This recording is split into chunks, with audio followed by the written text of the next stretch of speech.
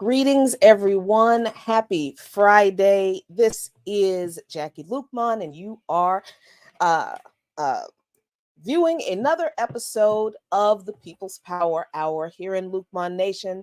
If you're watching on Black Power Media, you are watching on the most dangerous platform on social media here in Lukman Nation, the most dangerous show on social media. It's been a day, y'all. It's been a week. It's been really, really busy as it always is. But we are here. So glad to see you all with us for another week. Please excuse the background noise. One of my neighbors has decided that now is a good time to weed or whatever it is that they're doing in their backyard. So there's a little bit of background noise, but I am glad that you are here because y'all know I have wanted to have this conversation for a long time about spirituality and the movement, its place in the struggle for liberation, liberation theology, and its place in the revolution, and a bunch of other things. But I didn't want to have the conversation myself. Just me sitting here talking about what I think about things, because I'm no expert.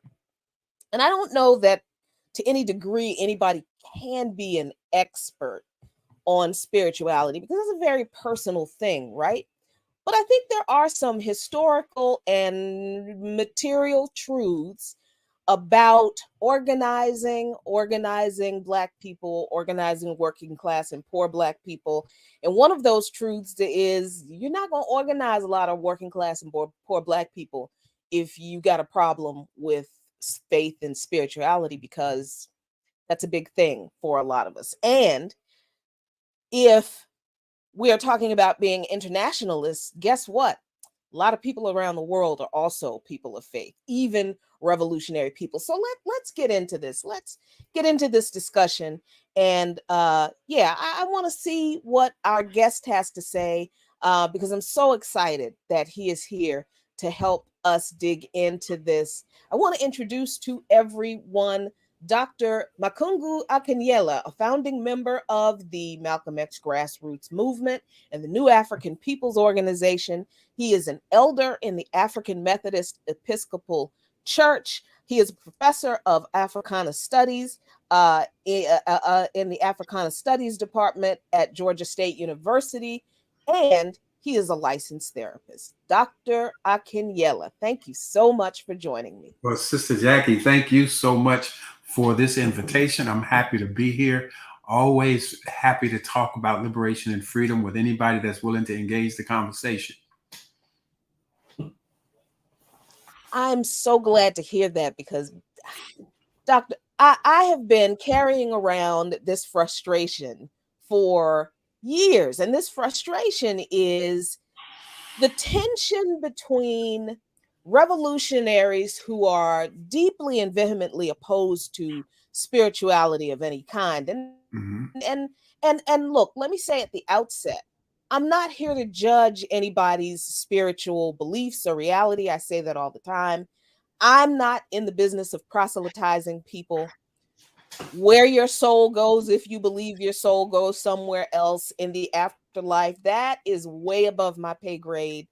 And my position is we all gonna find out who was right one day. And at that point, it's not gonna matter, right? So I don't entertain the ideas of proselytizing people and getting them to accept one, ideology or belief or the other.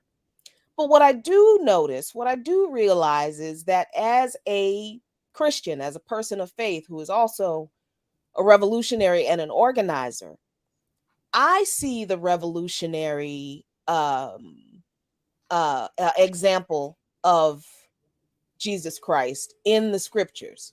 Mm-hmm. But I understand that because of people's position on, particularly revolutionary, a lot of Pan-Africanist, African Black organizers, they see Christianity as a white man's religion.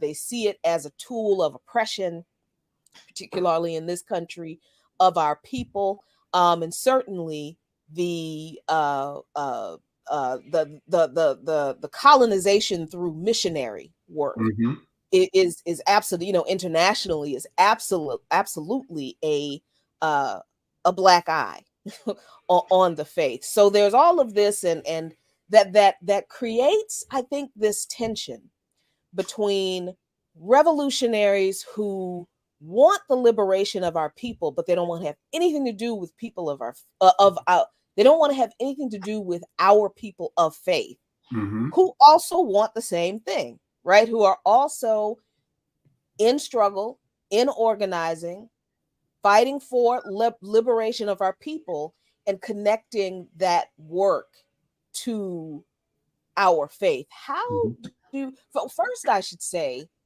do you see this tension? And has it gotten worse? Has it gotten better? How do you see this situation? Well, I think probably I have lived this tension for most of my political career. In that, I'm a child of the '60s. I grew up in the African Methodist Episcopal Church, and my parents were civil rights organizers with Medgar Evers. And so I always saw the progressive liberating part of the church, going to civil rights meetings in Mississippi with folks, seeing folks, when I was 8 years old, my mother will tell the story. I went to jail in Mississippi, starting with a march with SNCC members, some kids who took me along, right? Things like that. So I was always involved and saw, in that sense, the church as a progressive, liberating thing, and always, being a member of the African Methodist Church, always being kind of centered in that Black African identity. That was the reality of my growing up. My family moved to California, and I'm a child of the '60s and '70s. And like a lot of young brothers and sisters, I became alienated from the church from that period as I joined the movement. And for most of my teenage years, going into my adulthood, until I was in my 30s, I was alienated from the church. And I was drawn back into the church because at that time there was a very progressive church that was, for some reason, was drawing all the political activists in Los Angeles, was feeding the hungry, was dealing with police abuse, was doing all these things, led by a pastor named Frank Reed. Everybody was joining that church. And so our organization sent me in to organize and see what was going on with that church. And through doing that, I was drawn back into my faith, through that. And in that happening, all the political folks, my comrades, expected, oh, you're gonna leave us now. You're a Christian now. You're gonna leave us. But again, I was in a context where, for me, okay, I'm even more determined about this struggle because of this faith that I'm reacquainting myself with, right? And again, like a lot of young comrades in that period, we had the Nation of Islam around us. There were brothers and sisters who, the Black Panther Party was there. We were a part of that. Our formation name at that time went through several things, the African Peoples Party, other things. And so people who were dialectical materialists, the whole thing. And so, people who said we didn't need any of that. It was, some people were beginning to relate to indigenous African religions, particularly Ifa, things of that nature, right? But everybody expected, particularly since I said, I declared that I'm a part of this church community now, that within a few months, clearly was not going to be a part of the movement, right? And so that tension even then begins to come. And so, and even within our movement, there were people who were hardline dialectical materialists who accepted what I would call a Eurocentric Marxist idea of what materialism means. and accepted this idea that any ideas of God didn't make any sense, right? And so there was always that tension. Now, you asked about more recently, as I've watched, particularly over, say, the last 20 years or so, as our movement has kind of gone through the ebbs and flows, I have seen more young people who express their connection to the church, to faith, to a religious faith. Particularly, in this case, we're talking about Christianity, right? And obviously, more and more young people who really latch on to traditional African religion, Ifa, right? And who are doing that as a part of giving them emotional, spiritual support in the middle of their struggle. And I think that's a good thing, right? And I think what that has done is it's opened up the conversation. Of course, the thing that creates the most tension for people these days is still for people who declare themselves Christian. Right. And so how do you as a Christian fit yourself into a full-fledged liberation struggle? And that's the tension these days. But as I said, the tension has always been there, during this period, from the 60s on. So absolutely.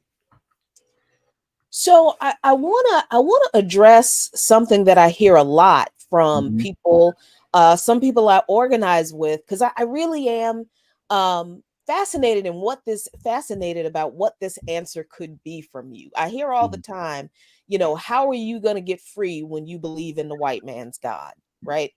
The idea that Christianity is a religion that white people made up to use to oppress us and other people, the indigenous, obviously, the doctrine of discovery, Monroe Doctrine, all of these horrible genocidal policies, the Indian Removal Acts and Manifest Destiny, all of these horrible policies that have been in this, and that's just limited to this country, Mhm. that have been used to oppress, if not commit a near genocide against people, but all based on this idea that the white representation of God and Jesus is supreme, and everyone else who doesn't believe that is a savage, Mhm. and needs to either be converted or exterminated, right? So now I understand that is the white supremacist interpretation of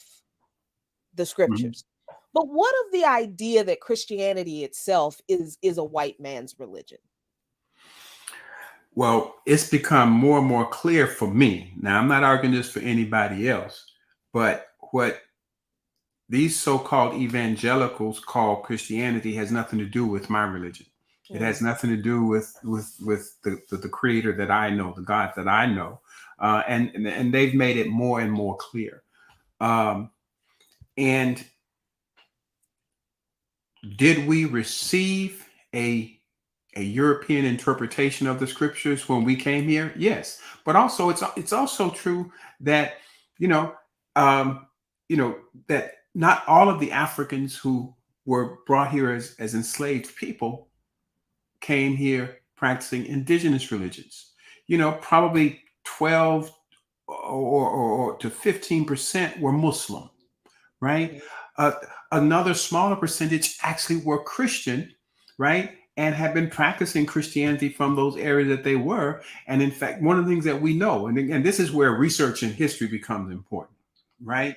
That, the Christian church existed down in as far as the Congo up until the 13th century when Islam came and began to eradicate many of the churches and transform those churches into mosques, right? The strand of Christianity that we now call Coptic in Egypt, that we call Orthodox in Ethiopia, right? mhm, mhm, Which were some of the first organized churches in the days of the Roman Empire. So, Christians began to organize themselves and develop in Africa, 2,000 years ago or more, established, as again, the so-called Coptic tradition in Kemet, in Egypt, establishing the Orthodox tradition in Ethiopia. And those traditions went as far down the Nile as going towards the Congo, right? Again, those only began to be eradicated with the incursion in many places of Islam, right? And the other part of this is, the truth of it is, any religion can be used for oppression. I remind people of Papa Doc Duvalier, right? And Haiti, right? Vodun is an honorable religious tradition of our people. Papa Doc distorted it under the wing of Western imperialism and colonialism, and turned it into a destructive and horrible thing, right? In India, Hindu fascism is rising up, right? And again, so any religion in itself can be used destructively, right? But going back to that original question, I don't accept this idea that Christianity is something that just bloomed full blown out of the mind of a white supremacist. White supremacists have done what colonizers and imperialists have done forever. They grab a thing, take it as their own, and remix it, and then introduce it to the people that they're trying to oppress. The thing that I think people who make this argument continue to try to ignore is that all along the way, even when our people dealt with the introduced Christianity of Europeans, they took it and Africanized it, right? You can't talk about Christianity without talking about Nat Turner, Denmark VC, Sojourner Truth. You can't take it without talking about those Africans who used the very scriptural text that the oppressors used and turned it into a revolutionary text, right? Which is the bottom line reason, for instance, why literacy and reading was outlawed for Africans in North America, because of the fear that they would read the scriptures. It's why Thomas Jefferson, they created a whole Bible called the Slave Bible, where they annotated and took out and only left those parts that could be twisted and used to enslave people. All right. That shows a resistance, a fight and a resistance, not just people who sat and passively accepted something. Right. And it also shows we have tons of records of white missionaries who were really concerned about leaving Africans to read the Bible by themselves because of how they interpreted the Bible, how they understood the Bible. Right. And so I've come to accept it's okay if you are troubled by my religion because you believe that you are a revolutionary. I personally can put my revolutionary credentials up against anybody that I believe I come up against, right? And again, if we're going to do it in an African way, right? Oftentimes these people are trying to force us into a revolutionary orthodoxy, which is the same thing that the oppressors do. Right? They have the idea of right thought. If you don't think like me, then you can't be with me, right? Whereas Africans traditionally have focused not on orthodoxy, but on orthopraxis. Not how you think, but how you act, right? Say that. I'm sorry. Say that word again. Orthopraxis, right? Wow. This Eurocentric imperialist way is orthodoxy. If you don't think exactly the way I think, if you are not doing it the orthodox way, if you're not interpreting the scriptures the way I interpret the scriptures, right? Where again is that the Jesus of the scriptures says that it's about spirit and truth, not the letter of the law, right? Right. It's the spirit that is most important. And so, but oftentimes, and I think this is just the reality. We are all victims of colonialism. Right. We all have had our minds colonized. And so just like our faith was colonized, sometimes our politics are colonized. And we think that we are acting out in revolutionary Black ways. And we're in fact reproducing the same oppressive, dominant forms of so-called revolution that the colonizers have done, right? Where In other words, we're gonna kill everybody who doesn't agree with us. We're gonna negate anybody who doesn't agree exactly with us and fall into line behind us. Whereas I'm looking for a revolutionary environment and a revolutionary situation which is truly democratic, which allows the blooming of the human spirit, right? Which allows, when I talk about the so-called kingdom of God, I prefer the idea of the kingdom of God. It's not about a top-down dominant idea of a so-called kingdom, which again is a European interpretation. It's that interpretation of God's creation in heaven that's basically a replica of the Roman Empire, right? And so that's coming out of their experience, right? There are other experiences of what the dominion of God looks like: a kinship, a connection, a connectiveness, right? Which is grounded in what? Justice, right?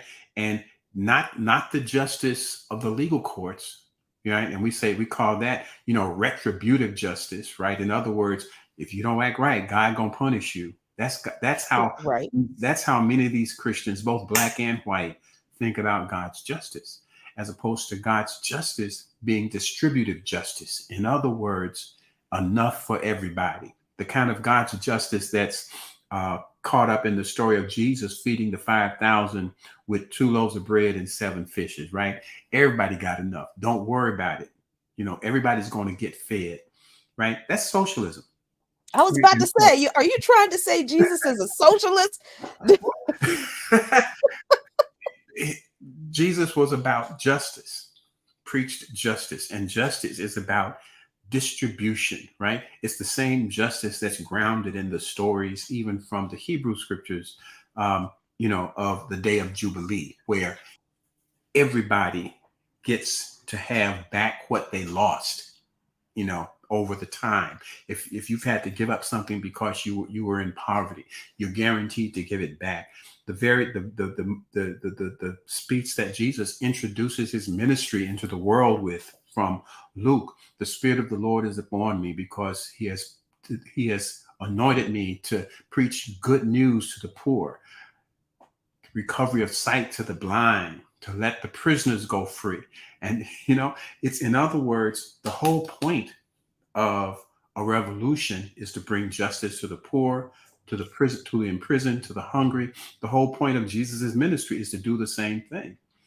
And so for me, in declaring faith, it works perfectly in line with my revolutionary ideals, my socialist ideals, my liberation ideals. And I don't believe it's me twisting or mixing the words of the scripture, but reading them and understanding them, right? And so I ask people, okay, I absolutely get our problems with colonized Christianity.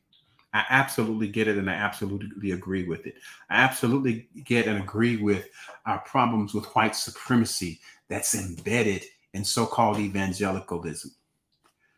When we actually talk about, though, what is the good news? What does the kingdom of God look like?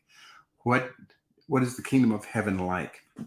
What's expected of participants in that movement according to the scriptures, right? Not according to even Paul, but according to, the words that we have, that we say are the words of Jesus. What would a society like that look like? And are we opposed to that? That becomes the question to ask, right?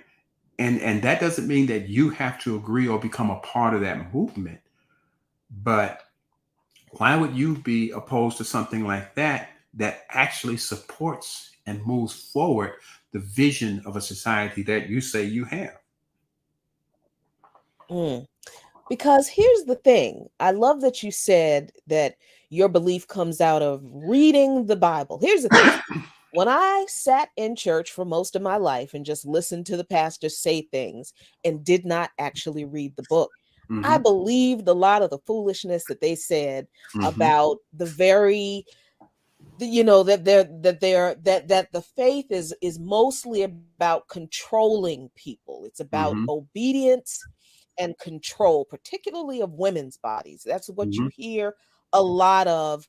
from the pulpit. And I don't care who's in the pulpit, whether it's a white pastor or a black pastor, Mm-hmm. whether it's a male pastor or a woman pastor, Mm-hmm. if they're operating in the traditional Christian interpretation, they're Mm-hmm. preaching a theology of obedience to authority, of not making waves, of Mm-hmm. praying for the oppressors in the face of injustice, and not expecting justice in this life, but Mm-hmm. waiting for it until you die and then you get your mansion in heaven, right? So Mm-hmm.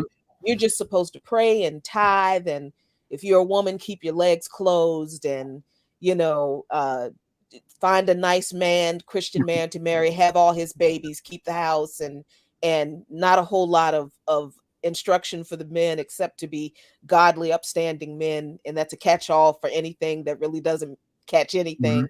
Um, so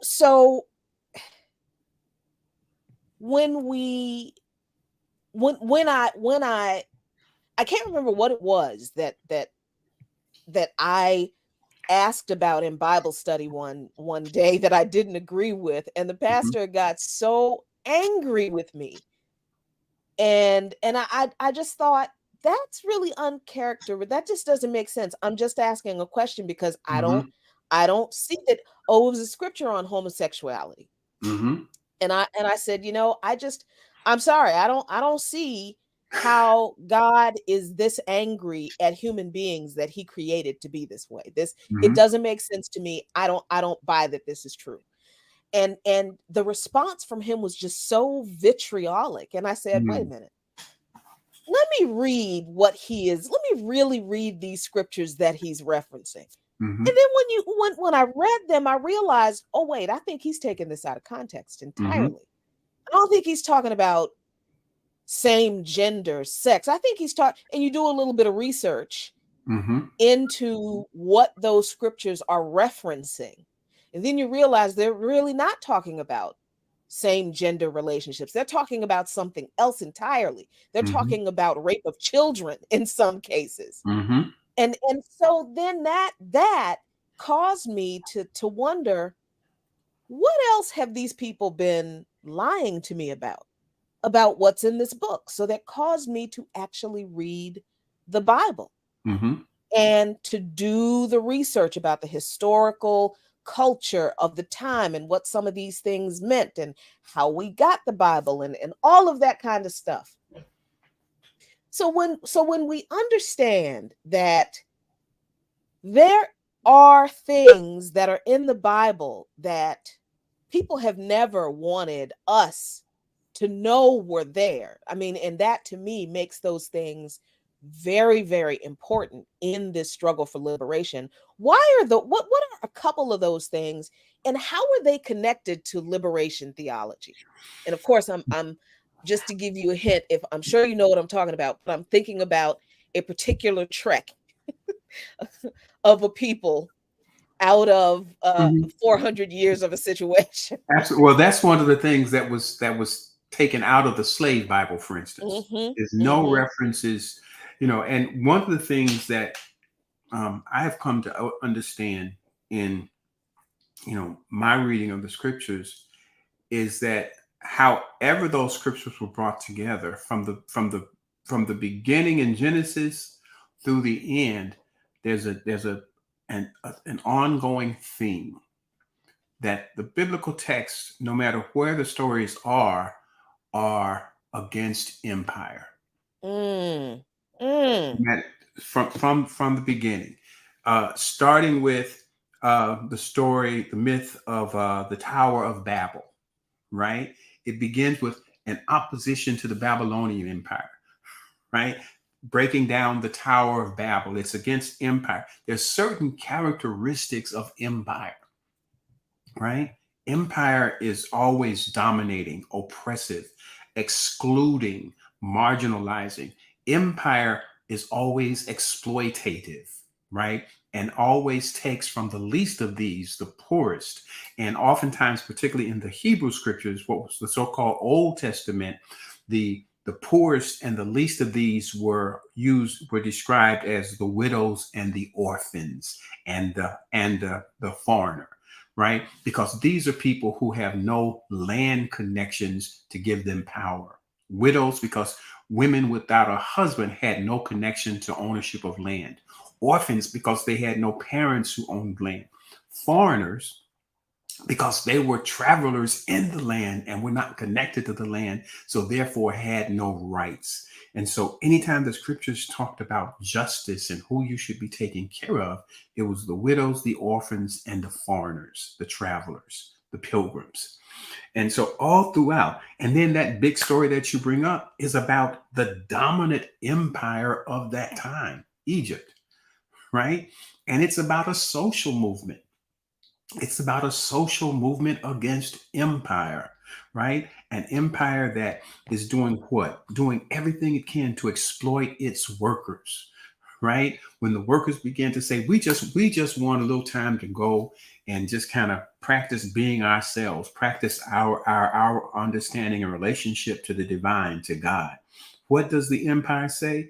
Oh, well, no, we ain't gonna let y'all do that. As a matter of fact, we're gonna make your work harder. You think it was hard enough making them bricks and building those buildings? We're gonna take away the straw that you use to hold the bricks together, and you still gotta produce bricks, right? It sounds something like that, that's what CEOs do, right?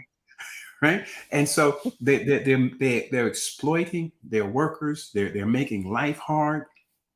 They're committing genocide because they become afraid of populations, and so what do? They kill the boy children. So they're creating genocide, and so what does the reaction happens is that the people rise up.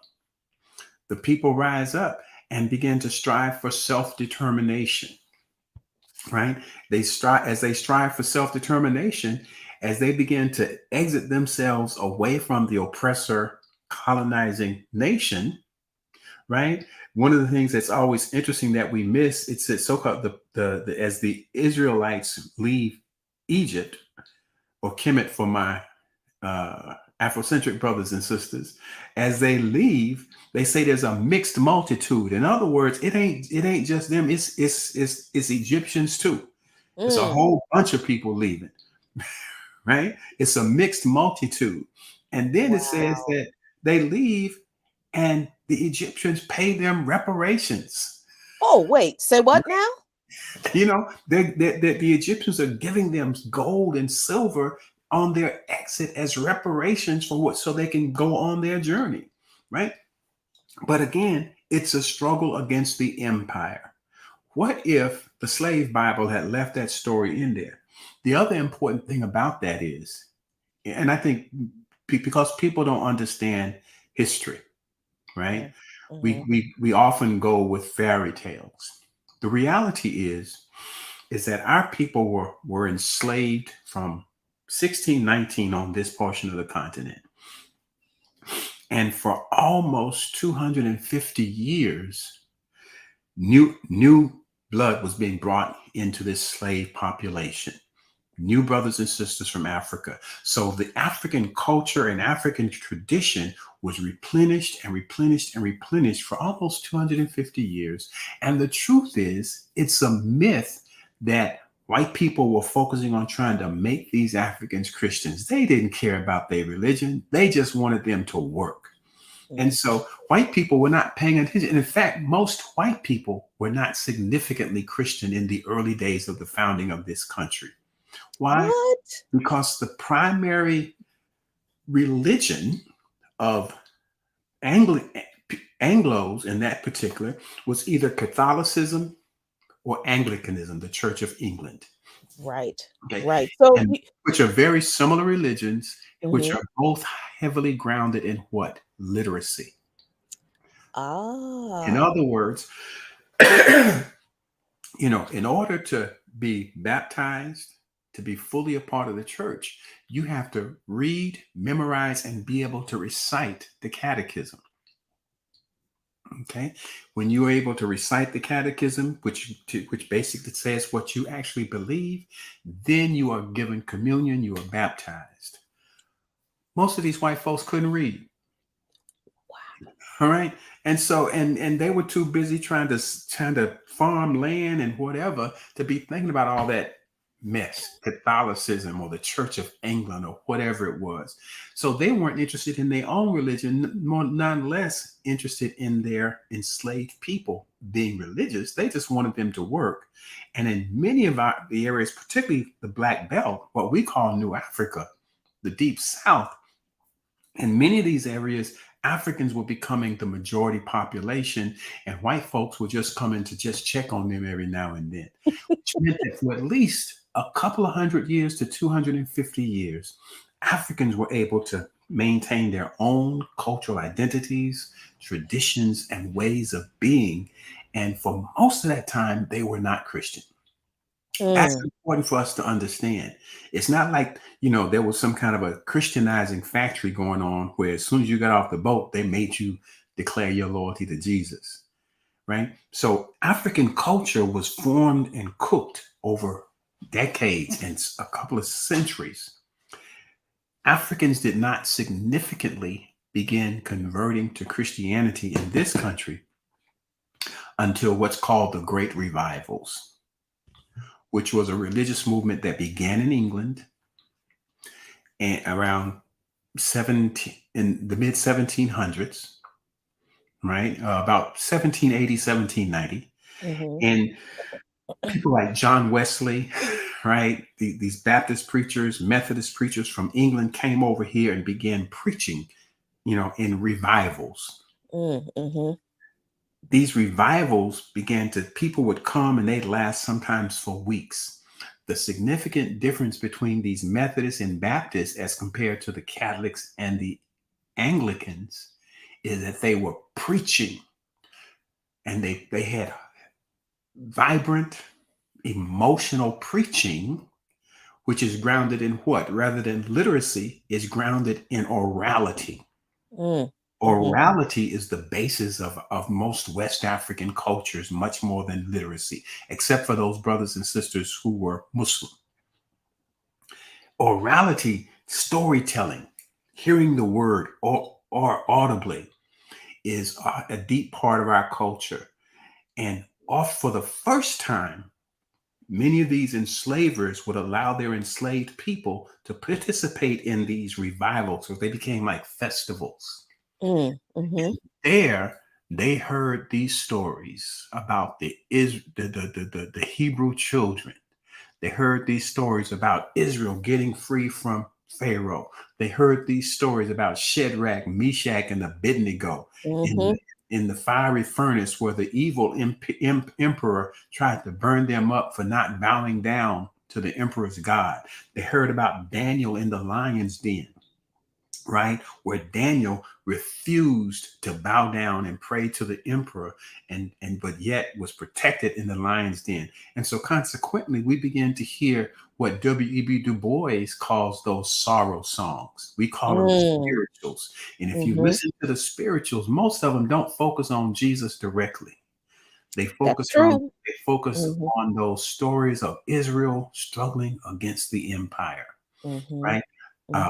They focus on the Hebrews struggling either against the Egyptian empire or the Babylonian empire or some empire, right? So these stories, James Cone wrote a great book called The Spirituals and the Blues, right? And which he says, this is where we can understand an Africanized theology of Christianity through the spirituals and the blues that our people have sung.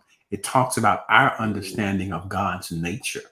Right? And so when we begin to understand that significant numbers of Africans didn't even start to convert to Christianity until 1790, that changes how we think about this thing, right? That means that and then the last great revival was in 1840. And so Africans did not become predominantly Christian in North America until about 1840. That means for just less than 200 years have we been significantly Christian. Wow. That's right. And the other important thing that's important is that we became Christian when we decided to become Christian, not because we were made Christian. That's important. One of the important, Wow. That is a history that I've no, I'm sorry. Go ahead. You no, froze up for a second there. the colonizing idea, the colonizing story that we receive about ourselves is that we are perpetual victims, but we don't talk about the fight back. We don't talk about the resistance that has Mm, shaped who we are. And so even so-called progressive people focus on the doom and gloom and the old po black folks. And also in that story is this idea that somehow we are empty, blank-minded vessels, as opposed to this idea our people chose when they would deal with this Christian God based upon them seeing some worth in this Christian God, a God that'll fight to end slavery, a God that will fight with the oppressed against the oppressor. And so what they saw in this religion was a religion that's against empire. Even when you get to the so-called New Testament, ultimately the story of Jesus bringing the good news of the kingdom of heaven is about an anti-imperialist movement. What's the empire? It's Rome. Every one of those stories, familiar stories. Jesus, the story of the Gadarene demoniac. You're a church girl, so you probably remember that story. Jesus is going, and mhm, they see this wild man. He's breaking chains. He's cutting himself up. He's obviously mhm. he's possessed by demons, as the story gets told. And Jesus says, "What is your name?" And he says, "Our name is Legion." Our name is Legion, for we are many. The Mhm, important thing there is in that area of Palestine, it was controlled by a Roman legion. A legion is a group of at least 1,000 soldiers. And it just so happened is that the symbol of that legion in that area was a wild boar, a pig. They were called the pigs. Okay, that's an important thing to understand. And so we What? know in that story what happens, don't we? Jesus, he says, don't cast me out. Well, if you cast me out, put me where? In those pigs over there, right? Mhm. My name is Legion, for we are many. And the word that's used for legion, the Greek word is polis. The Greek, the Roman population. In other words, this man is symbolic of an area that's infested by colonial occupation. Okay. Wow. And it's a military occupying force. It's a story about that, right? And the madness, what does colonialism do to the people it occupies? It drives them crazy. It makes them do self-harm, right? It makes them fight against the people that they love. That's what colonialism does.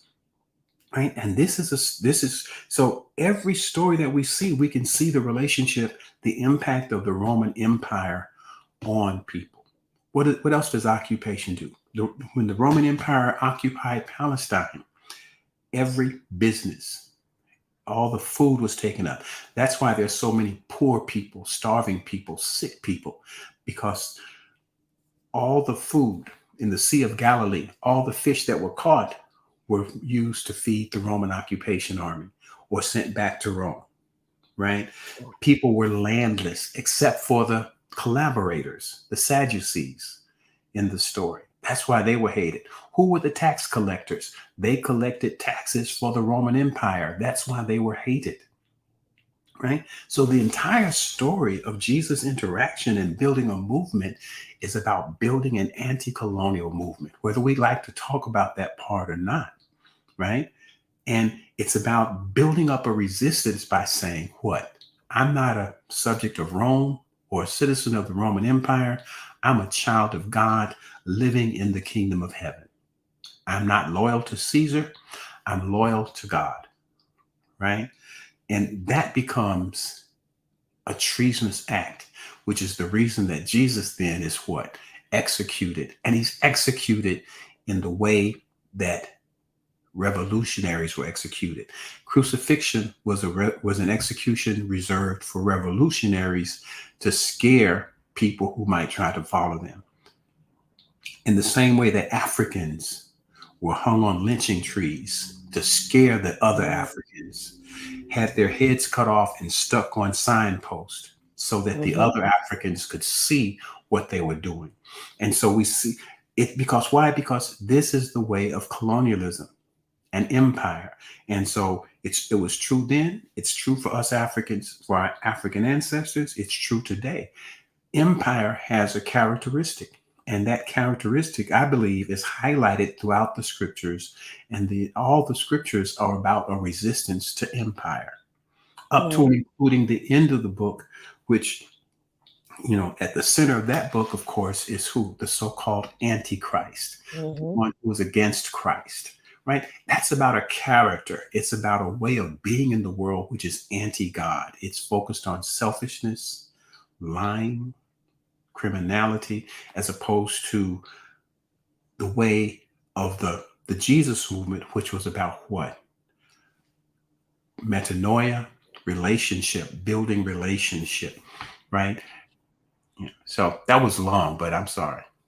No, don't apologize, because I just learned what that allegory about the possessed man meant. I never made that connection, that the possessed man represents the actual Roman legion. Do you know how many horror movies have been based on this idea that Satan called himself Legion and that he possesses people? And that's what, oh my gosh. And we're talking about the literal Roman It's legion. occupation, it's possession. And that's what colonialism does. Colonialism is demonic in itself.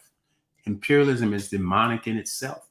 And see, Europeans who are creating an empire, who read the scriptures from the top down. So they read as if they're in charge. But what if you read the scriptures from the bottom up, as if you're the people that's there, right?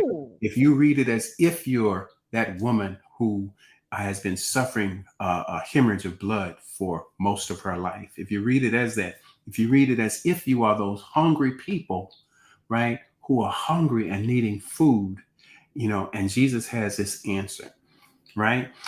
And if you begin to read it, and you'll also see the kingdom of God is right here, right now, if you have the eyes to see and the ears to hear. So in other words, Jesus never says, you got to wait to die to go to heaven. Oh, say it. Right? That is never it. Jesus always says the kingdom of God is right here. But you just got to have, in other words, you got, if you are in this period of time, if you are caught up in your exploitation and your oppression, you say you're a drug addict, all you have are what Paulo Freire called our limit situations. All you see is, look, all I can do today is get up and get another hit. That's all I see. But what happens when a brother or sister transforms themselves? What happened to Malcolm as he's sitting in that jail, right? And he, for whatever reason, begins to read and think about himself as something other than a criminal. When he thought of himself as a criminal, he acted like a criminal. But when his eyes were open, he saw a different world, and he saw a different way to relate to people. That's the kingdom of God, right? The kingdom of heaven is already here. But when you're caught up in your limit situations, right? If you think that you're oppressed, you just act oppressed. But what happens when you no longer believe that you are oppressed, even though you may be in an oppressive situation? One of the most powerful, the movie years ago, back in the 80s, Denzel did a movie on, God, what was it called? Cry Freedom. Where he played Steve Biko, right? And there's an amazing scene in that movie, Cry Freedom, which I think illustrates this idea of what the Jesus movement was trying to instill in people under the thumb of the Roman Empire. Steve Biko goes to the home of his white friend, the reporter who actually wrote the book, Cry Freedom. And he knocks on his door. The white man comes to the door and opens it, and he says, "What are you doing? It's after curfew." And Biko says, this is my country. I'm a free man. I go where I want. In other words, he refused to act like a colonized person, even though his physical reality was colonialism. He walked like a free man. In other words, he saw something different and heard something different in the world than other people tried to impose on him. And the question is, what if a whole nation of people began to do that under the thumb of colonialism? That was the scary thing of the Jesus movement at that time, why Jesus was executed, because creating that kind of a movement becomes a frightening thing. What happens when you have a movement in America where Black people refuse to any longer see themselves as colonized, as second, as less than, and refuse to be governable, right? And begin to act like they're free, even though the situation might not show that. It creates what Dr. King them used to call attention. It creates tension. Mm-hmm. That's revolutionary action, right? Creating tension between the oppressed and the oppressor, as opposed to when the oppressed act oppressed, there's no tension. Things just go on as they are. Mm-hmm. But when the oppressed begin to transform themselves and act as if they are not oppressed, even though they may be in an oppressive situation, it creates tension and it gets in action. Right. Mm-hmm. And that leads us to, we have to then make other decisions when that happens. But that's an important part of the movement. That's what I see when I read the scriptures, from the bottom up. Yeah, I so appreciate this, and so many people in the chat are appreciative of it too. I like to make sure I get to some people's questions as we're going along. So this was a question that was asked earlier, and you answered it a little bit, but I wondered if you wanted to say more about it. But how does Christianity make space for our traditional African mythos? Absolutely. Yeah. How does it?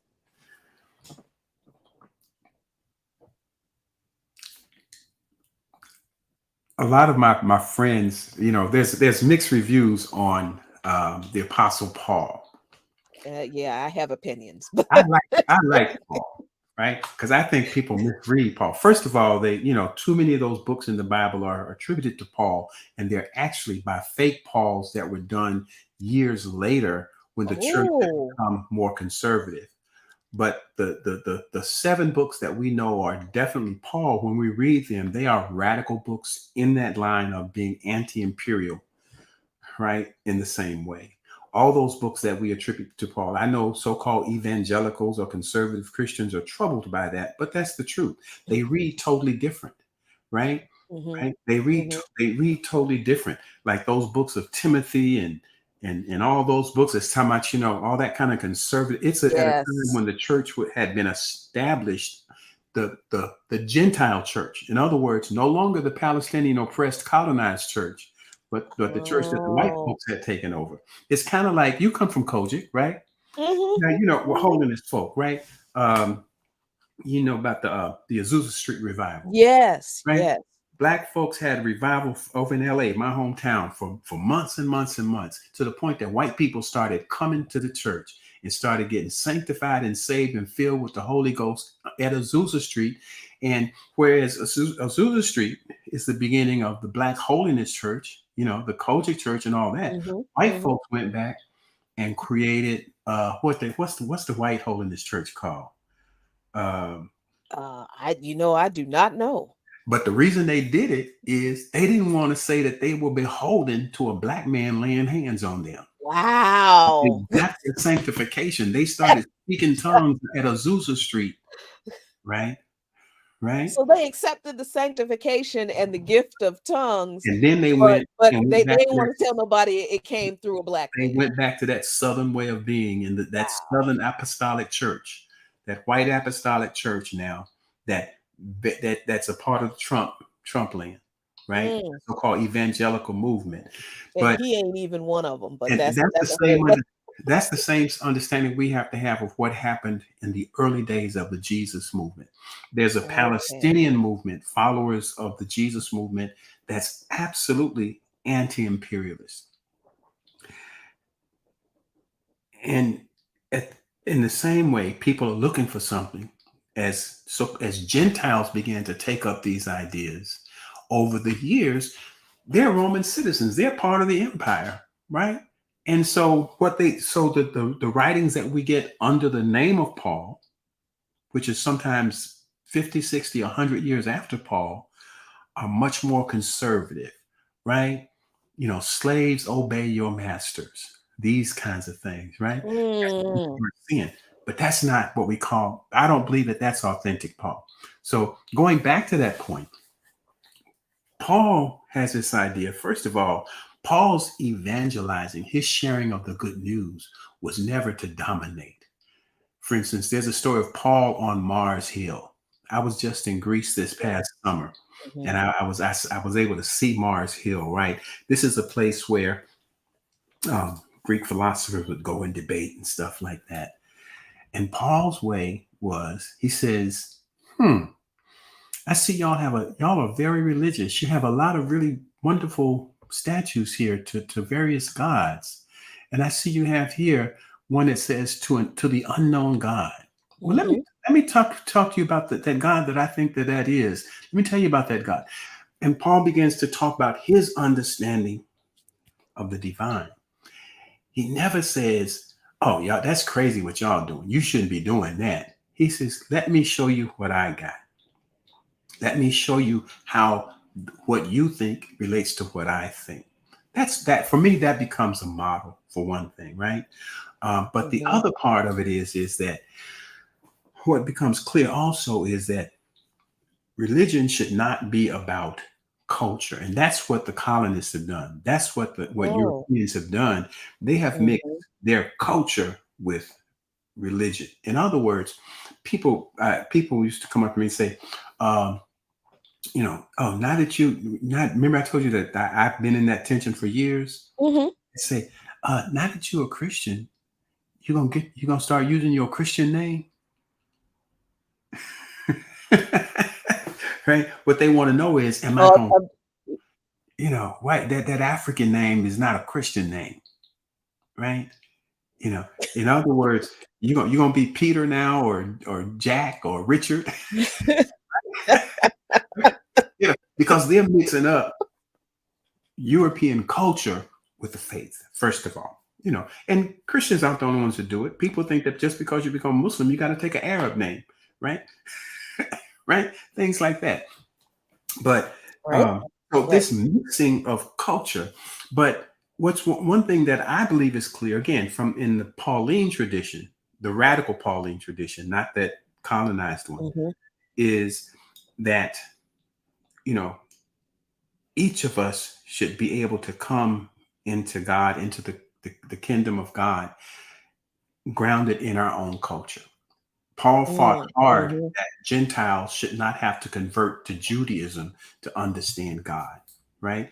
Gentiles should not have to get circumcised or eat kosher, right? Or they should not have to do these things, because that's not, God is the God of the entire universe, right?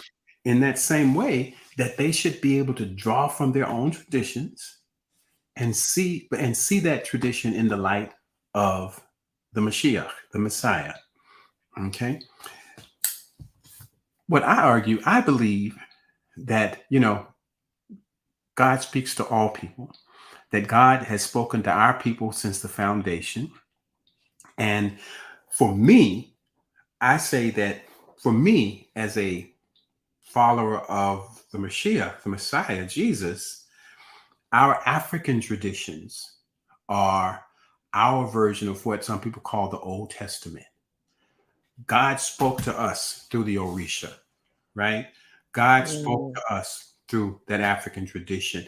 I still give honor to my ancestors, because that's an important part of, right? I pour libation to my ancestors. I recognize my ancestors. If you look over here, you'll see my ancestral altar right here, right?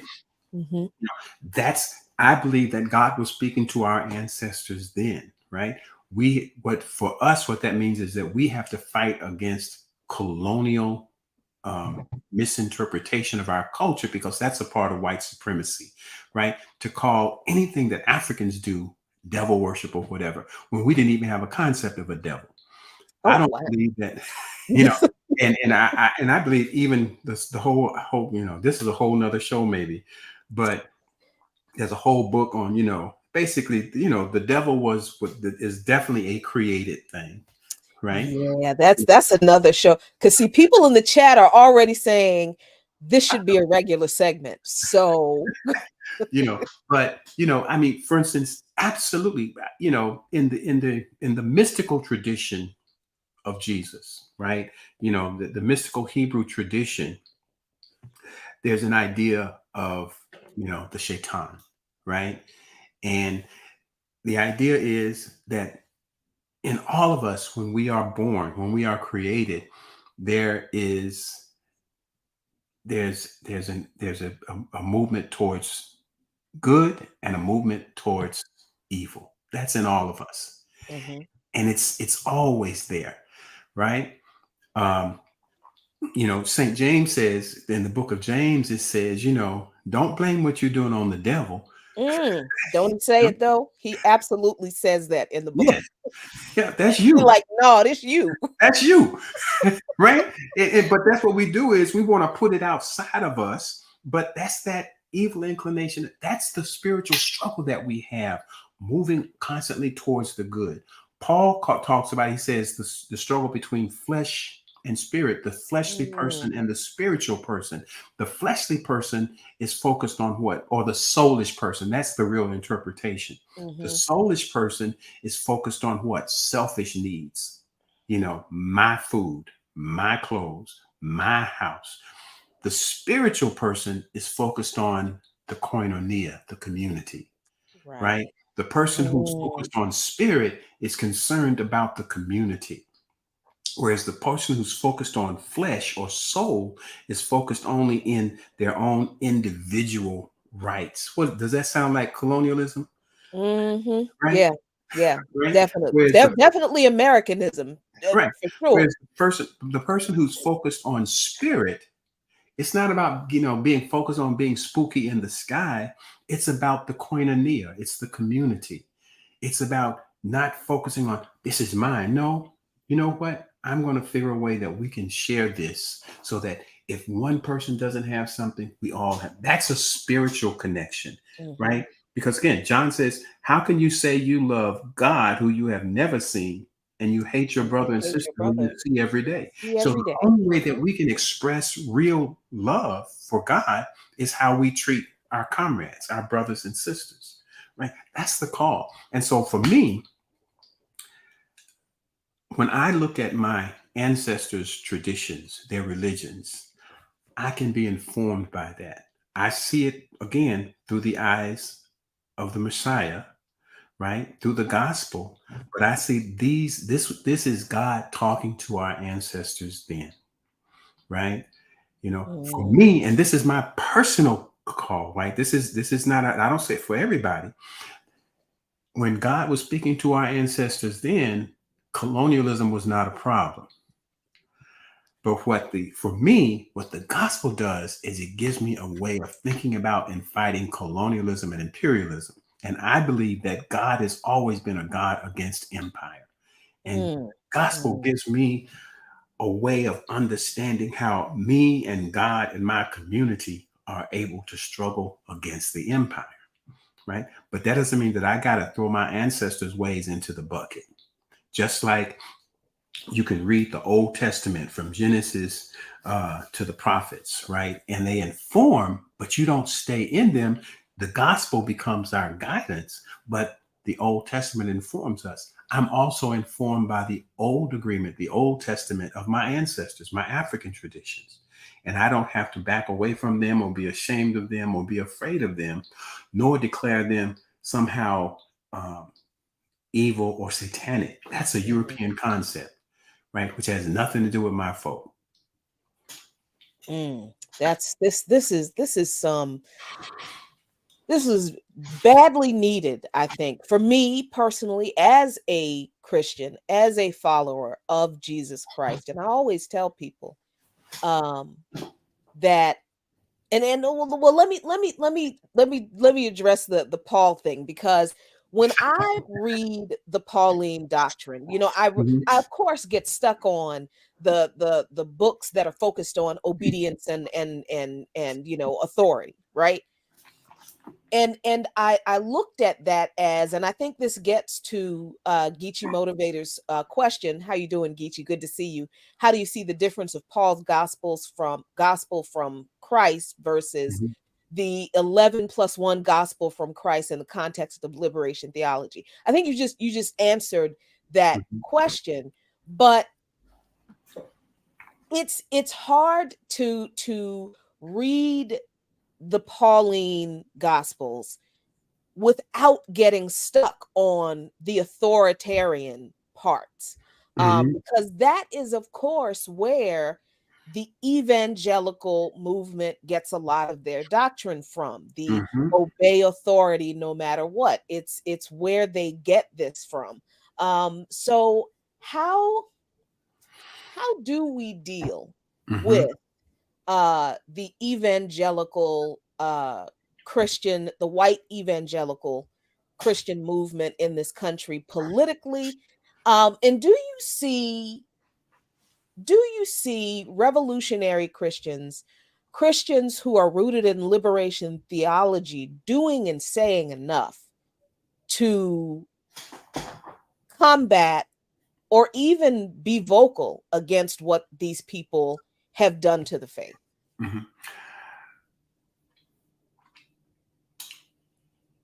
I think this is going to be a multi-level answer. We like those here. This is not the time to try to have conversations with so-called evangelicals. They are part of the colonizer. They are, right now we're at a war, right? And we just have to accept that, right? It's not time to try to convince somebody. I believe that we should try to live to the highest of our Christian ethics and ways of being. In my church, I've been leading a study on the Sermon on the Mount from Matthew, and we talked about what is the character of a citizen of the king of the kingdom of God, the kingdom of heaven. What does that character look like? And it's tight. It pushes us because it requires some real spiritual discipline, right? It challenges me, but I believe that's about how we deal with the brothers and sisters who are a part of what Dr. King used to call the beloved community. Right now, so-called evangelicals have placed themselves in the religion of empire. It's like the days of the Jesus movement. The religion of the Roman Empire was based upon warfare, victory, and celebration, right? It was totally antithetical to this movement that was growing in Palestine of people following Jesus as the Messiah, proclaiming the kingdom of heaven. There was a Roman religion. Now, the Roman religion says you can be a part of Rome and you can practice that little religion you want to, but you have to give obedience to Caesar as Lord, Caesar as the Son of God. This was the contradiction between Jesus' people, because they could never declare that Caesar was Lord. Right. They could never declare that Caesar was the Son of God. And the Romans would say, look, just burn some incense to Caesar and you can go to have all the church. No, we can't do that. We cannot bow down to the empire. We cannot, right? These so-called evangelicals have made themselves a part of the empire. This is not the time for us to be trying to debate them.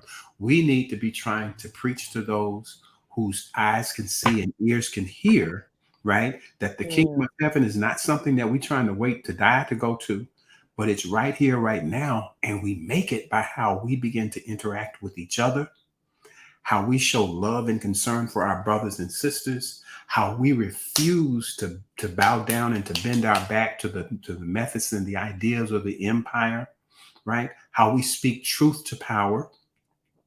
All of those actions, how we make sure that justice is shared and that people who are in need are taken care of.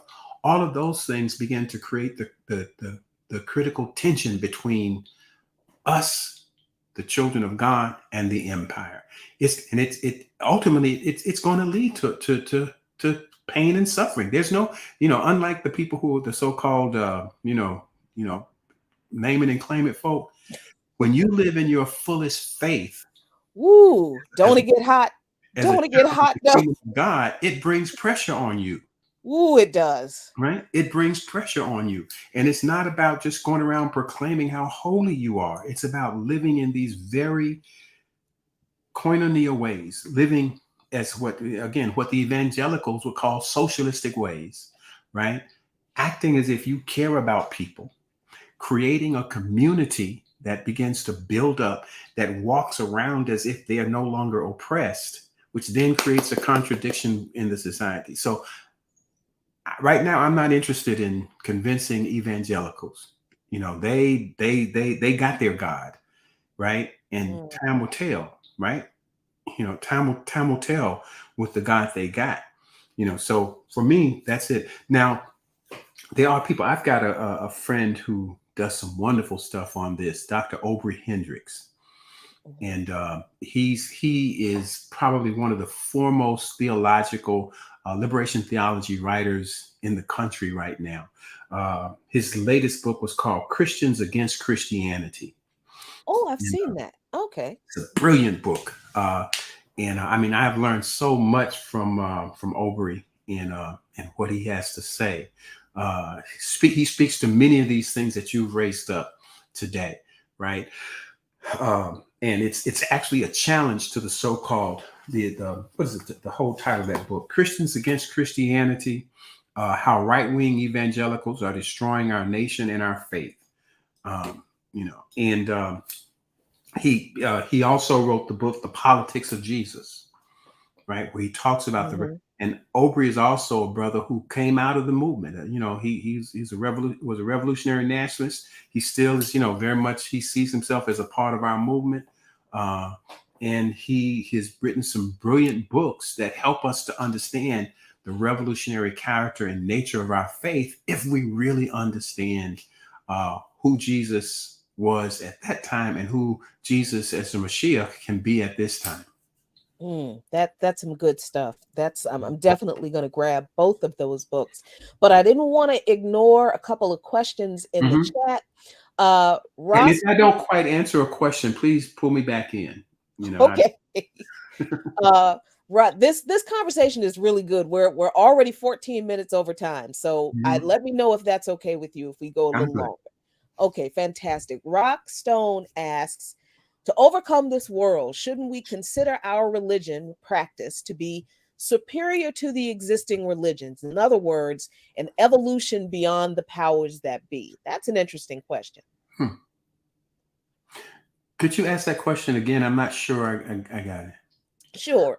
So they're asking, to overcome this world, shouldn't we consider our religion or practice to be superior to the existing religions? Now, I'm not sure what is meant by the existing religions, but in other words, an evolution beyond the powers that be.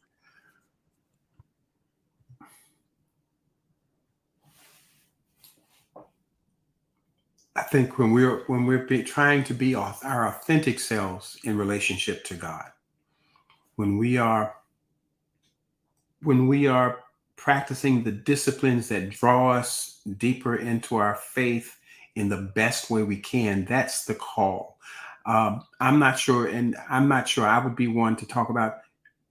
I don't compete with other people's religions in terms of superiority or not. I try to the best of my understanding of the scriptures, our people's traditions in relationship to God, right? So, because it's not just about mindless going along with scriptures, it's also the scriptures, our people's traditions, and my best understanding as well. All those things together, I think that's where when we talk about being guided by spiritual inspiration, that's where the Spirit moves in between those things. So trying to do to the best of our ability, right? Trying to follow our faith and our belief to the best of our ability is the call that we have. Does that make sense? Yeah, it does. It does to me, and I hope it answered the question. Here's another question that I think is a great one. 2Fs asks, "Is God also a community, or is God a single entity?" I had a great friend that I went to seminary with years and years ago. It's been so long that he was a brother from Nigeria, and he wrote a book on the communitarian nature of God. That in terms of that, absolutely, God is community, and he made a great argument that I still use to this day. When we say that human beings are created in the image of God, we are most like God when we are most in community with other humans. That's how he, Mm-hmm. for instance, he argued that even the idea of the Trinitarian description of God is a very African understanding, that it's a community of deity, right? When we talk about the Trinity, right? That it's one in that God is one in community, right? So I don't have any problems in understanding that. I think when people do all these backflips and these, people trying to, they're trying to explain the Trinity, but then they say, oh, but it's really just one. And you know what? It's okay. I love that answer. you know, It's it's like, yes, I believe that God is one, and that, God is one, and we are one in God, and we are most like God when we are trying to be one with our brothers and sisters of community. Mm, And mm. so he calls it a communitarian as opposed to, say, a Trinitarian understanding of God, right? That's a lot more relatable, and it makes a lot more sense. Here's another great question. Do people have to convert others, or can people just spread the principles and love fellowship? And remember, I said at the top of the show, I don't where people's souls go after they have departed this mortal coil. That's beyond my pay grade. That's not a discussion I'm going to have with people. It's not an argument. I'm not going to argue whether people have a soul or not. I'm just not. My job is not to proselytize people to get people saved, because I can barely save myself from keeping myself into my household budget Mm. every 2 weeks. I surely can't help you save your soul. But I don't think Mhm. that's my job. I don't think that's what I'm called to do. But what is your answer to that question? Absolutely. I think our work is to be a martyr, which is the word, or a witness, is to live our lives to the fullest, right? Giving praise to God. And praise to God is not, again, if, we are limited by the language of English that we are trapped in, right? It's more than just sitting up in church, singing songs and shouting hallelujah. It's doing those things, being in community, right? Seeing a justice being needed and standing up for justice. Not just praying for people, but prayerfully engaging people in their needs, in being that witness, right? And not being afraid, for us as Christians, not being afraid to give the glory and the honor to God. Why am I involved in this revolution? Because God requires it of me, right? Mm-hmm, You know, mm-hmm. that's the witness, right? And if that attracts people to want to become a part of the community, again, using a story from the scriptures in the book of Acts, which is the kind of the story of the early days of the church grew because people saw these people who would get together. Remember, under the thumb of the Roman Empire, under this oppression, when people are going hungry, people are landless, people don't have anything. And they saw this little group of people going around, and they weren't never hungry, because they would share. If one of them had something, they would sell it and then split the divides and stuff. And Mm-hmm. people are seeing this and they say, wow. And that's what drew them, because they saw people being a community at a time when the Roman Empire was encouraging people to atomize, to split up, to be Mm, individuals. mm. When the Roman Empire was saying, we don't care if you're hungry, pay your taxes, right? you Sound know, familiar? they were seeing people who, even though the church in this case being the organized Jewish establishment, right? Was saying if you got eczema on your skin, you can't. First of all, you can't come around, and nobody can stand within 10 feet of you. You got to stand back. And matter of fact, you got to announce that you're unclean so people will know. So people are feeling ostracized and alienated from community. Women who might be sick. The story of the woman with the so-called issue of blood, who she was always hemorrhaging blood. She could never be in community with people. And people were seeing these people say, come on in. Let's pray for you. Right. And whether these people were medically cured or just spiritually healed, they were brought back into community, whatever you might want to call it. And people saw where people were able to be in relationship, not defined by who they were. You know, they saw that no matter what their condition, social, physical, medical, it didn't matter whether they were men or women, because the revolutionary Paul says in Christ there's neither male nor female. That's right. Right. That's right. Right.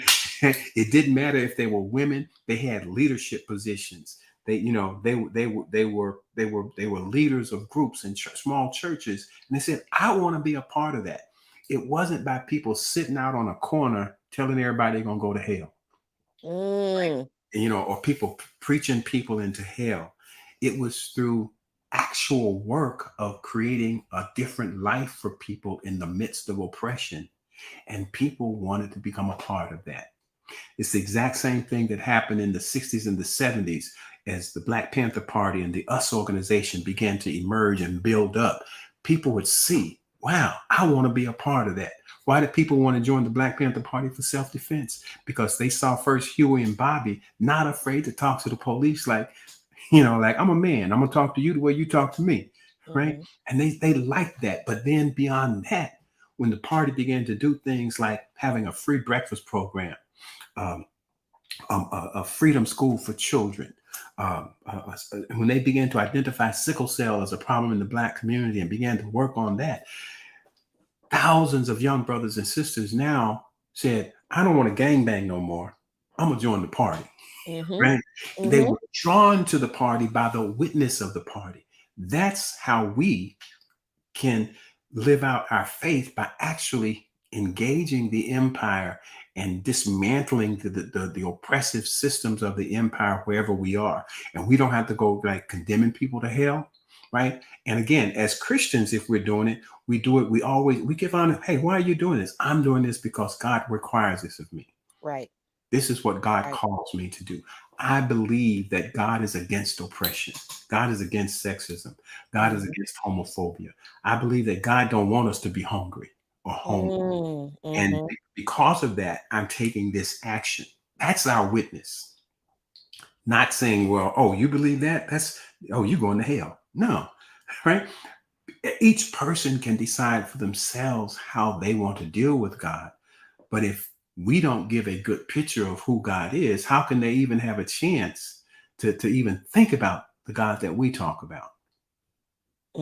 This is this is a whole word right here. And it is something I think that, like I said, I needed, that several of my comrades, because I organized with a few of the people in the chat in real life. I tell people all the time, I do not just sit behind this camera however many times and try to act like I know all the things. God knows I do not. And I actually do the work as much as I can to whatever abilities he's allowed me to have. And he has surprised me with the things that he has allowed me to do, in the spaces he's put me in, and the people he's connected me to, like yourself. And of course, through Dr. Akinyela Emoja, who don't worry, I'm gonna get him back on the show, but he can't escape. But I want to ask you now, in the last few minutes, about your therapy profession. You are a licensed therapist. I am. And having having gone through, I don't know why my glasses can't ever stay clean, but anyway, having gone through a lot of, well, let me say it like this. As people who are living in an oppressed situation, we in the organization I belong to, the Black Alliance for Peace, we believe in the concept of domestic colonies, that working class and poor people, particularly African and indigenous people, we are forced into domestic colonies. That's what our neighborhoods and communities are. Mm-hmm. So we are living under that oppression, that colonization, which is a stressor all in its own in every aspect of our lives, which is an outside stressor, right? And then we have to deal with regular life that happens to everybody. Life happens to everybody. As horrible, and the past 2 years have been absolute hell for me. Mm-hmm. I have lost my whole little family. My husband died in June 21. Our dog died in May of 22. His adult son died in March of 22. His father has advancing COPD, so I'm hoping that he can, stick around for a while. My dad is 75 years old. I lost my health. I'm on dialysis. I'm waiting for a kidney transplant. All of this happened within two years since June of 2021. Mm-hmm. But that's life that happens to everybody. Yes, it usually does not happen to people the way that it happened to me. And I don't know what's so special about me that God was like, yeah, you can handle this. But it is what it is. But this is life that happens to everyone. We all lose people we love. We all face health challenges at some point, some more serious than others. We all have financial difficulty. We all have problems with people on our jobs, relationship. That's life. That happens to everybody. But Doctor, what happens when a people who are living in an oppressed situation are carrying the load of that oppression every day? And that oppressed situation is getting worse as the empire is faltering. It's crumbling under its own weight, however slowly. Not crumbling fast enough for me, but it's crumbling. And the repression gets worse. And then you've got people who are dealing with just life, and there's those other stressors, and then there are people within that community of people who believe they have a call in on their life, whether it is from God or whether it is just from them wanting to do something, that they believe they have to do something about the conditions that people live in, and that brings another level of stress. What does all of this do to the mental health, the emotional capacity of people in those situations? And how do we get out of the dilemma that those converging crises weigh down on us in different ways? But it's hard, it's impossible to look at the conditions we live in and not see that we are suffering under the weight of these things. You know what I mean? Does that question make sense? I know it was a huge question. Well, yeah, I think yes, the things, and I'm really so sorry to hear about the loss of your husband and sounds like your father-in-law. Yes, he's still Yeah, here, but his health yeah, is not good. yeah, absolutely. No, yeah, those things happen, but you're right, and I would agree with your group in terms of that colonialism makes those things that much worse, and in fact oftentimes causes the conditions that created those situations, right? I am a therapist, and I believe and more Black people are utilize therapy and things like that, and that's good. Therapy is not liberation, though, right? Mm, Right? mm. Even though I think it's important, it's important to utilize that. Um, I'm working on a book that of some of my ideas on clinical work and questions of culture. I'm very much influenced by the ideas of Frantz Fanon as a therapist, and so in fact, I'm going to be doing a presentation of one of my book chapters on Fanon at a conference just next month. Fanon talks about, he says that the question of mental health, that all mental health issues are what he calls sociogenic. Yeah. Right? They grow out of social realities, not out because there's something in the brain or whatever. Of course, there are there's people have brain issues, and sometimes there are really there are mental health things that create skewed thinking, but all of that is made even worse by what our social situations, our social conditions. I believe that as in terms of mental health work, that an important part of our movement work needs to be creating mental health spaces grounded in building community. I believe that one of the ideas that Fanon uses that I think is really important for us to take up in mental health again these days is he talks about alienation. There's alienation from the self, right? This, we very rarely pay attention to ourselves because we're so distracted and caught. There's alienation from our own significant others, right?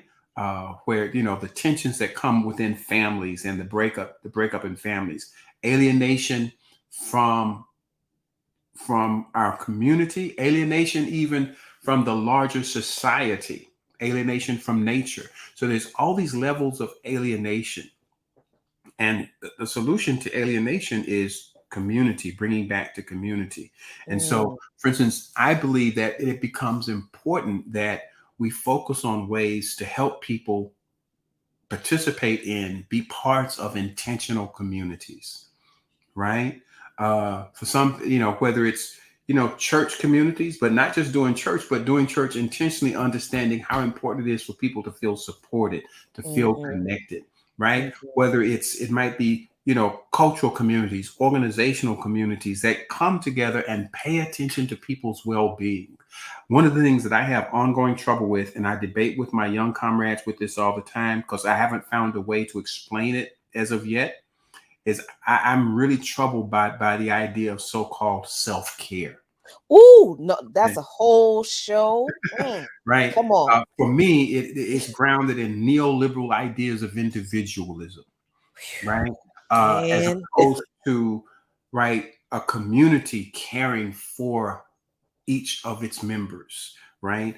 I believe that one of the mental health tasks, and I think that mental health is an important part of building of revolutionary organizing, is creating spaces of healing that are grounded in community. That's work, right? And it's easier said than done, right? Everything that you mentioned is this. You kind of talked about your own personal experience, but it's being broken from relationship. Your husband, your husband's son, your father-in-law, right? Your dog, right? It's like this feeling of being disconnected in relationship, alienated, right? But again, one of the things that we can learn from our ancestors, right? Is the reason that we, particularly when we are at our best, we call everybody brother, sister, such and such, sister so-and-so, auntie so-and-so, right? Is that one of the things that we learned when our people were being torn apart by being sold off into slavery and whatnot. Even if you can't find your real blood kin, there's always going to be a kin there for you. You just need to look for that auntie. She'll take care of you. Look for that uncle. He'll watch out for you. And we created what's called, and sociology, fictive kin, right? But we created these networks. We looked for community. I believe that we Africans, when we are at our best mental health, are in community. One of the sometimes when I do workshops, there's if you remember when the movie version of Beloved, right? And there's a scene in that which even though it didn't do well commercially, I thought it was a brilliant film, right? I see you, yes, it was. It was. It was and the reason it was is that one of the things in there's a scene where Sitha, she's going deeper and deeper into her madness. She's standing at the kitchen table, chopping ice, and talking to herself. And her daughter's trying to call out to her and reach her, and she can't hear. She has become, for months now, she hasn't talked to anybody. She hasn't done anything. People have just dropped off food at her door because they know, oh, that's that crazy woman. She's alienated, isolated, the absolute opposite of being an African woman. Wow. And at the height of that scene, the women who have been caring about her, what happened to Sitha? Where's she at? And they start getting together and talking, and then we're going to go see about her. Yep. The community of women get together and they march down the road and get in front of Sitha's house, and they just begin praying and singing, which then draws Sitha's attention, and she comes out. And then Beloved, the demon, comes out and begins, and she looking crazier than anything else. And the women see, and they just begin praying and singing even more. And the demon disappears. And Sitha comes into her right mind. For me, that is symbolic of moving from madness, which for Africans is alienation and individuation, and being drawn back into community. It takes a community to heal us. And again, Frantz Fanon, that's what he focused on. His method of psychotherapy was to draw people back into familiar community, culturally familiar community, right? At first, he was trying to do it the way the French had trained him to do it. He would have Algerian brothers and sisters who were in the mental hospital watching movies, and it's like, and it didn't work. But then he started, okay, what is culturally familiar to them? Bringing their families in, having, creating coffee shops that they're used to sitting in, rather than movies, bringing in poets to recite traditional poetry, right? Treating them as if they are well, as opposed to treating them as if they are mad, right? And so creating community. I believe that that's going to be one of the important tasks of a revolutionary movement, is to build intentional communities, spaces where people can feel whole when they have had losses, right? Wow. So, yeah. Even though, and therapy is still important, but it's not liberation. I mean, that needs to be on a T-shirt, a mug, flags, banners. It needs to be on murals. It needs to. We really, and self-care is also not liberation. No, it is not revolutionary. No, as much as I love a good getting away from everything to go to the beach and put my feet in the sand and commune with Yamaya, that's not liberatory. That's rest, and that's okay. And I constantly get into arguments with my young comrades about that, but I'm going to find a way to explain my thinking on that one day, that hopefully that will make sense. Listen, this has been more than I expected. I expected a lot because you were referred by Dr. Emoja. So I knew that you were worth talking to, just being associated with him. That's how much esteem I have from them. But this has been more than even my high expectations. And I don't want to put you on the spot, but I'm going to. People in the chat are very excited about this conversation, and they want to hear more, and they want to have it on a regular basis. So would you consider being a monthly guest on Lukman Nation? We talk about anything you want, or however regularly you want to talk about these issues, because regardless of what people feel about God and Jesus and faith and spirituality, some type of grounding in community that doesn't have anything to do with dealing with the particular issues. We just need a community, and we need to have these conversations about, quite honestly, Dr. Akinyela, how we get there, because we don't know how to get to community. So that's my question to you. You don't have to answer right now, but I want everybody to know that I asked the question. I will consider it. Thank you for, and I'll let y'all know what we come up with, what his answer will be. How can people follow your work, connect with you, let people know how they can find out more about you and connect with you? Yeah. They can look, my website is drmakungu.com. That's my clinical work there.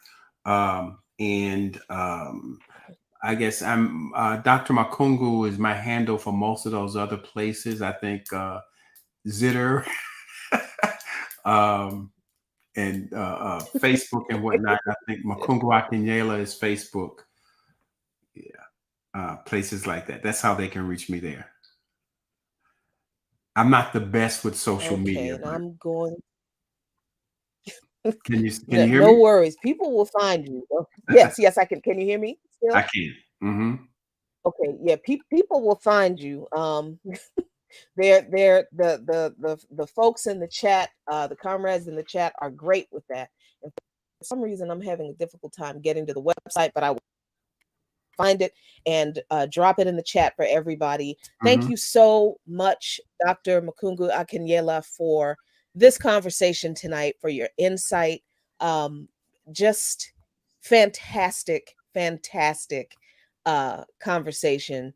Thank you so much, and I hope this won't be the last. I appreciate it. I look forward to talking to you again. Absolutely. Thank you so much. All right. Bye-bye. All right, folks, that's that. It's a wrap. What else is there for me to say? And I hope that he will be able to join us, and some other people too, who are revolutionary, spiritually minded folks, will be able to join us on a somewhat regular basis. Look, like I said, I do not have all the answers. I can tell you a bunch of stories about how my faith developed and why my faith developed. But at the end of the day, I'm not really interested in proselytizing people. I don't care what you believe. I don't care if you don't believe. I don't care. It doesn't make any difference, because I believe that my mandate from my faith is that I am supposed to treat you and everyone around me according to the example of Jesus Christ. My concern is not supposed to be what you believe and what you don't believe and correcting your thinking. That's not what Christ tells us to do in the Bible. We are literally told to fight on behalf of the oppressed for justice. Fight for justice on behalf of the oppressed. The Bible tells us that God hates greedy people. The Bible tells us that God hates nations that oppress the poor. The Bible says that that God hates leaders that oppress the poor. And the Bible says that God hates the wicked every day. The Bible makes it clear who the wicked are. It's empires. It is imperialists. It is people who oppress and exploit the people over and over again. That is literally what's in the Bible. And some of that other stuff that is authoritarian and obedience focused and sexist and homophobic, that didn't come from God. That didn't come from Jesus. And I appreciate being able to bring Dr. Akinyela in to confirm what I had been saying all along. So thanks a lot, y'all, for joining me tonight. Appreciate you. As always, be really good to each other and be good to yourselves. A lot going on this weekend. Oh, yeah, October 1st is the launch event of the 4th annual Black Alliance for Peace Month of Action Against AFRICOM. Go to blackallianceforpeace.com to register for that webinar on Sunday to kick off the month of action against AFRICOM, and stay tuned for to the Black Alliance for Peace Twitter, Black Alliance for Peace DC Twitter, the Facebook pages, BAP Baltimore, for all of the events that we have coming up in the next month or so, because it's a lot. We busy a lot. But anyway, thank y'all so much for hanging out with me tonight. This has been a beautiful show, and I hope that you really, really loved it. I appreciate you as always. As I always say, a luta continua, the struggle continues. But if we continue to fight for what we know is right, Victoria acerta, victory is certain. Peace, y'all.